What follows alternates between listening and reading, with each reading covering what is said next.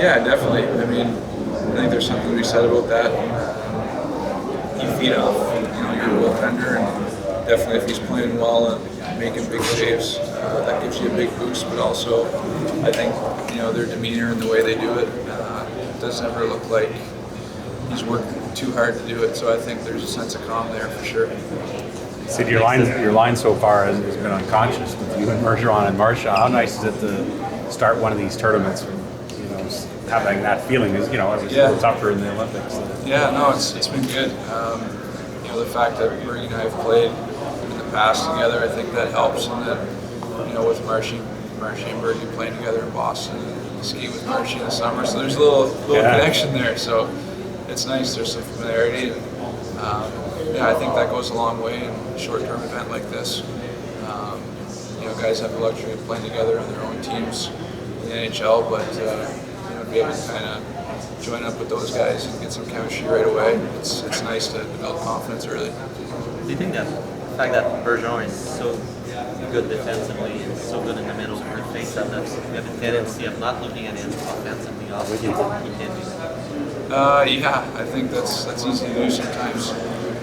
He's always kind of just playing against the top lines because he's so good defensively. So, I think sometimes he probably pays attention to that a little bit more and, doesn't try to cheat offensively. He definitely has the skill and the ability to create things offensively, and, because he gets those matchups, because he's so responsible. That probably doesn't get recognized as much, but he's a great two-way hockey player. That was a pretty nice backhand last night. Yeah, it's a perfect example of what he can do, and even just finding that area, picking the pass up, and getting that shot away, shows you what kind of skills he has. Can you call Marchand a friend?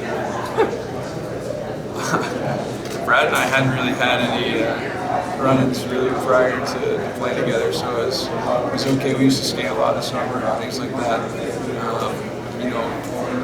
Being his size and having to compete the way he needs to, I think there's been a lot of run-ins, I'm sure, with different players, but he's got to play on that edge, and he's a guy that nobody wants to play against, but you want to have on your team. So that's just the way he's kind of made his way in the NHL, but he did it scoring 37 goals last year, so he's more than just a pest, I think. So you've been doing this for a long time at this level for Canada. And people forget how much pressure there was maybe in Vancouver on you guys. Has the pressure ever changed as this kind of core group has gone through all the different stages? I don't think. I mean, the expectation is always there to win. We understand that. I think we also understand there's a lot of great teams that are in the tournaments we played in and that are in this tournament here. So we just try to worry about our own game and get better. And the fact that a lot of us have played together and been through that, I think, helps. But I don't think the expectation really changes. How does it help? I think you just have that trust and belief that someone will step up in each game or whatever whatever the game brings or whatever the circumstances. I think there's just a certain level of confidence, and when you play for Team Canada, you have guys who are used to playing in different roles on their own teams. But I think it's quickly understood that when you come to a team like ours, that you might do something different, you might get less minutes, but that's all part of the end goal of winning. And I think everyone understands that right away, and that goes a long way, I think. Sydney, after such game yesterday, would you like to meet Team Russia again in the tournament? I mean, it'd be a good challenge, that's for sure. That the team has a lot of skill. They were passing the puck around really well.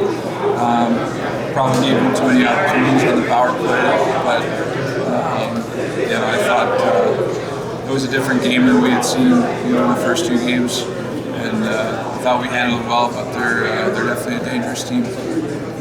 Yesterday's game, you and Malkin on the first face-off. How is important to win that face-off? And how's a special day for you? You played against Malkin. Yeah, I would have liked to win it. Yeah, it would have been nice, but I knew going in that that'd be a good one to have bragging rights on. But it was really special to play in Pittsburgh, Canada versus Russia. That's not an opportunity you think you're going to have every day, and Gino and I have played together for a long time, and to kind of have that experience, I think, is pretty unique. So, I was happy to be able to do that, and I think we had fun with it, and it was a good game to get ready for the big ones here now. What's your opinion about Russian player with the same number 87, Vadim Shipacheva? We call him Russian Crosby in our country. What do you think about this player in KHL? He's a good player. I've seen some highlights, and obviously you don't see him over here as much, but there's just so much talent, so much skill on that team, and he's another guy that has that one-on-one ability and can make some great skilled plays out there. So you talked about the culture of Team Canada. How does that get transmitted from guy to guy, from generation to generation?